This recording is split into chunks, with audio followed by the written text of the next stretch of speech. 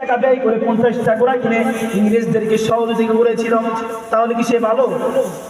যে মুসলমানের বিরুদ্ধে কাজ করে, মুসলমানকে ধ্বংস করবার জন্য, তাদের ঈমানকে ধ্বংস করার জন্য কাজ করে, সে কখনো মুসলমান হতে পারে না।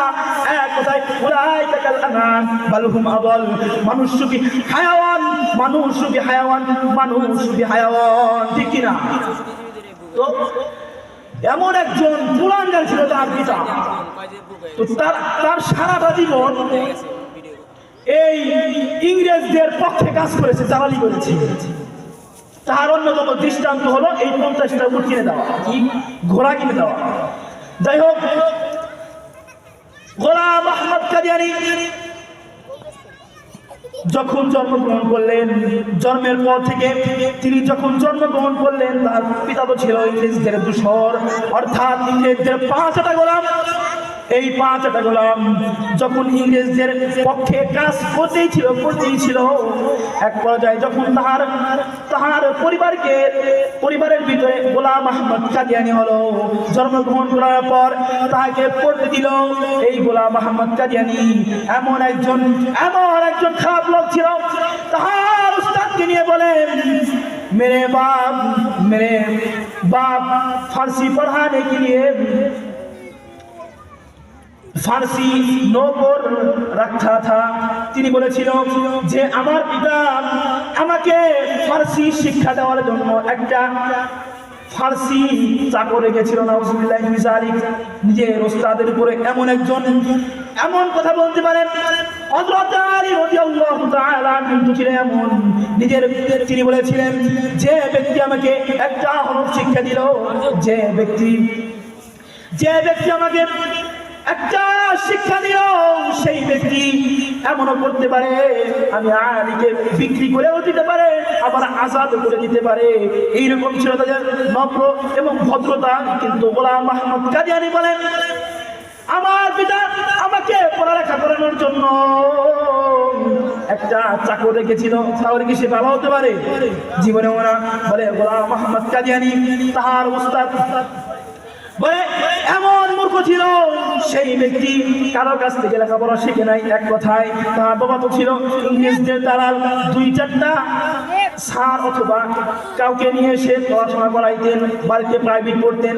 যাই হোক, তাহার এই ছেলেকে বলে এই গোলাম আহমদ কাদিয়ানী এমন বড় একজন কুলাঙ্গার, তিনি এই নিজের ওস্তাদকে এমন ঘৃণিত একটা কথা বলে গালি দিয়েছিল।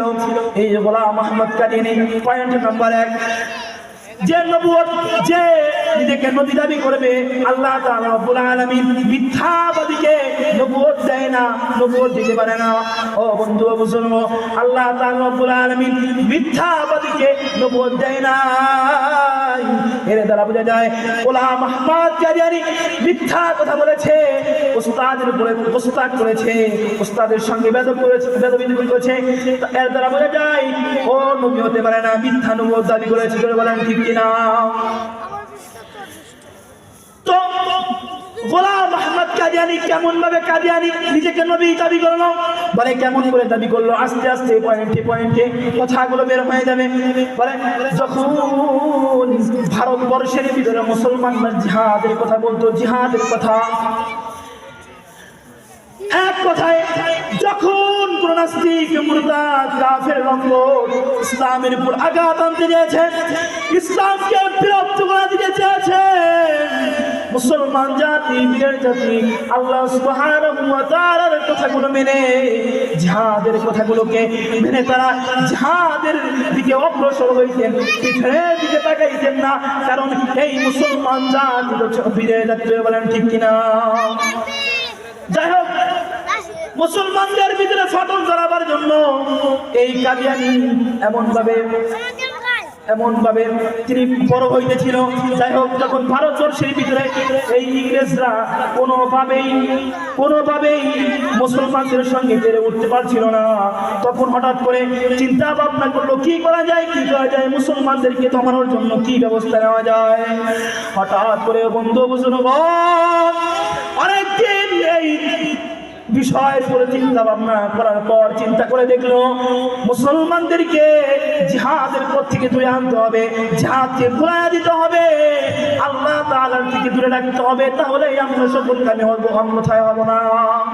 যাই হোক, এক পর্যায়ে গোলাম আহমদ কাদিয়ানী যখন বয়স বৃদ্ধি হয়ে গেল, তখন চিন্তা ভাবনা করে দেখলেন ওই ইংরেজ সম্প্রদায়, তখন চিন্তা করে দেখলেন এই তো সুযোগ, মুসলমানের সন্তান অর্থাৎ কাদিয়ানী তো মুসলমান ছিল নামে, তাহার সন্তানকে ব্যবহার করে অর্থাৎ নবুয়ত, তাকে মিথ্যা নবুয়ত দাবি করায়া এইটার দ্বারা মুসলমানদেরকে আমরা কি করি, মুসলমানদেরকে গাফেল করে রাখি, মুসলমানদেরকে কি করি এই জায়গায় থেকে তুলে নিয়ে আসি। তো ভাই ও বন্ধু বুজুর্গ, এক পর্যায়ে চিন্তা ভাবনা করে তখন গোলাম আহমদ কাদিয়ানীকে বললো তুমি নবুয়ত দাবি করো, বলো যে আমি নবী। যাই হোক, গোলাম আহমদ কাদিয়ানী নিজেকে নবী দাবি করলেন। নবী দাবি করার পরে অনেক কিছুই কয়েকটা বিষয়ে তিনি বলেছিল, আমি মুজাদ্দিদ, আমি ইমাম মাসিহ, ইমাম মাহদি, এরকম ভাবে কয়েকটা বিষয়ের কথা বলেছিল। ও বন্ধু বুজুর্গ, ইংরেজরা যখন এই বিষয়ের উপর চিন্তা ভাবনা করে দেখলো মুসলমানদেরকে সর্বপ্রথম জিহাদ নামক এই আল্লাহর এই সর্বপ্রথম এই জিহাদ নামক আল্লাহর কঠিন বিধান থেকেই যদি মুসলমানদেরকে দূরে রাখতে পারি, তাহলে আমরা সফলকামী হতে পারবো, অন্যথায় হতে পারবো না।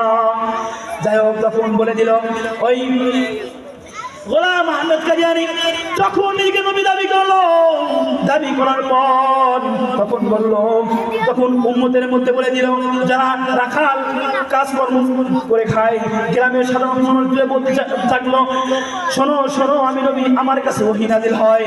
বলে ওই শুধু নাজিল হয় না, আল্লাহ তাআলা রব্বুল আলামিন আমাকে বলে দিয়েছেন যে ধর্মের জন্য জিহাদ করা হারাম, ধর্মের জন্য জিহাদ করা হারাম, ইংরেজদের বিরুদ্ধে জিহাদ করা হারাম।